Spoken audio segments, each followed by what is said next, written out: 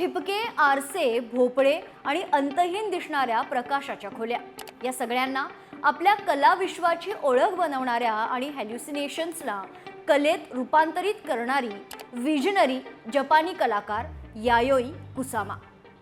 Yayoi Kusama यांचं वयाच्या 97व्या वर्षी निधन झाले.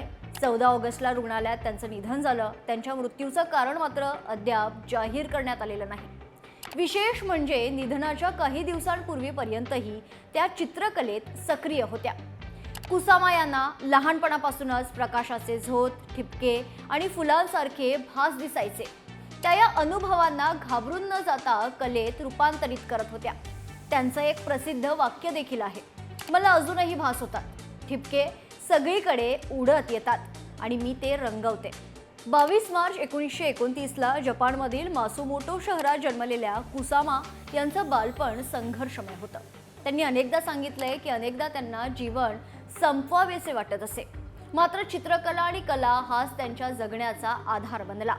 1957 मध्ये त्या अमेरिकेतील न्यूयॉर्कमध्ये गेल्या. तिथे त्यांनी net paintings, soft sculptures, body painting आणि अनेक प्रयोगशील कला प्रकारांमधून स्वतःची वेगळी ओळख निर्माण केली आहे.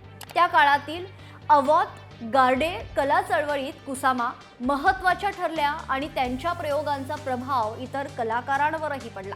त्यांच्यावर अँडी वॉर्होल यांच्यावर प्रभाव टाकल्याचं देखील अनेकदा नमूद केलं जातं. 1966 मध्ये व्हेनिस बिएनालेमध्ये त्यांनी सादर केलेले नार्सिसस गार्डन हे त्यांचं विशेष गाजलेलं काम आहे. शेकडो आरशाच्या गोलाकार गोळ्यांनी तयार केलेल्या या कलाकृतीला त्यांनी सुमारे $2 मध्ये विकण्याचा प्रयत्न केला. तिथे एक संदेशही होता, युअर नार्सिझम फॉर सेल. मात्र कुसामा यांना जगभर प्रसिद्धी मिळवून देणाऱ्या कलाकृती म्हणजे त्यांच्या इन्फिनिटी मिरर्स रूम्सनं. आरसे, प्रकाश आणि ठिपक्यांच्या माध्यमातून त्यांनी प्रेक्षकांना जणू अनंत विश्वात प्रवेश केल्याचा अनुभव दिलाय. त्यांच्या कलाकृतींची किंमतही प्रचंड वाढली. 2022 मध्ये त्यांच्या अनटायटल नेट्स या चित्राची तब्बल $10.5 दशलक्ष विक्री झाली.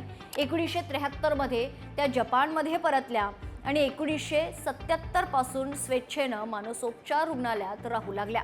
मात्र त्यांनी कला सोडली नाही. रुग्णालयातून त्या दररोज आपल्या जवळच्या स्टुडिओमध्ये जाऊन काम करत. जपानचा ऑर्डर ऑफ कल्चर आणि फ्रान्सचा order of arts and letters यांसारख्या अनेक सन्मानांनी त्यांना गौरवण्यात आले.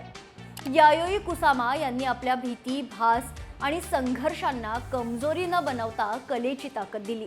ठिपक्यांपासून अनंत विश्व निर्माण करणारी ही कलाकार आता आपल्यात नाहीये, पण तिच्या कलेतील ते ठिपके आणि त्या अनंत आरशांमधील तिचं विश्व कायम जिवंत राहणार आहे. आपल्याला ही माहिती कशी वाटली कॉमेंट सेक्शनमध्ये नक्कीच कळवा आणि लोकशाही मराठीला लाईक, शेअर आणि सबस्क्राईब करायला विसरू नका. धन्यवाद.